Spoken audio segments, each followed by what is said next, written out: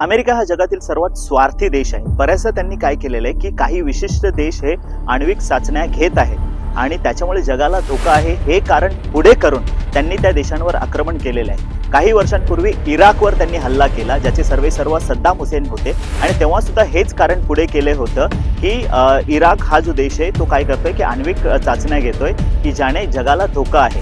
आता काही दिवसांपूर्वी त्यांनी आयतुल्ला अली खोमेनी जे इराणचे सर्वेसर्वा होते तर त्यांची सुद्धा हत्या केली आणि त्यामागे सुद्धा हेच कारण त्यांनी सांगितलं गेलं होतं। पण जेव्हा त्यांनी इराकवर हल्ला केला होता, हल्ल्यानंतर त्यांना कोणत्याही प्रकारची अण्वस्त्रे इराकमध्ये सापडली नव्हती। इराणच्या बाबतीमध्ये असं होणार नाही असं आपण खात्रीलायक बोलू शकत नाही। पण जो देश इतर देशांना आण्विक शस्त्र धारण करण्यापासून परावृत्त करत आहे त्या देशाकडे म्हणजे त्या अमेरिकेकडे 5100 पेक्षा जास्त अण्वस्त्र आहेत।